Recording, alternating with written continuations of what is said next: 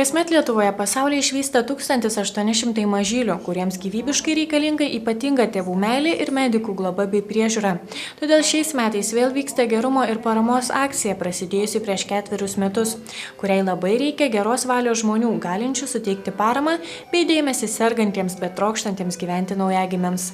Tik pasibaigė labdaros akcija, jinai labai gražiai vadinasi Naujagimio gerovė mūsų ateitis ir jau mes iš karto pradedam planuoti, ką kitais metais galėsim gauti dovanų, ką mes galėsim užsakyti, nes mums reikia ir simboliukus, ir su studentais aptarti.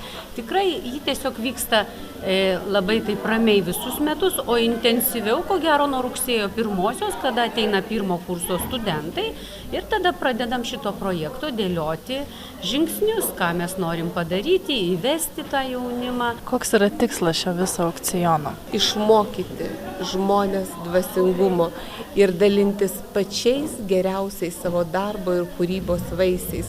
Galų gale pabuvimas kartu ir pabendravimas. Tai yra turbūt vieni iš pačių svarbiausių tikslų. Formuojasi labdaros kultūra, nes dabar kai kurie mūsų socialiniai partneriai, pirmą kartą šiemet jie paaukojo tiesiogiai sąskaitą pinigus, grynuosius pinigus ir jie sako, ką mes čia smulkinsimės. Vadinasi, jau lyg ir randasi tokia visos bendruomenės reikalas prisidėti, padėti ir galbūt tiesiog pagalvoti apie tą mūsų ateitį. Šiais metais ypatingą visuomenės dėmesį norima atkreipti į dvynukų bei trinukų poreikius.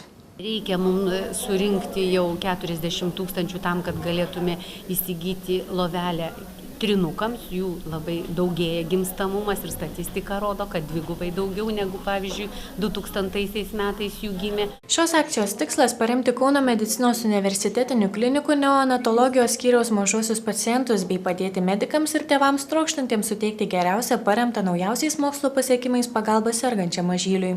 Tai ir norėtųsi, kad tie mūsų studentai dalintųsi gėriu, mokėtų kurti ir apskritai aš galvoju, kad tiek ekonomikos, tiek ir turbūt pačios egzistencijos yra pagrindas.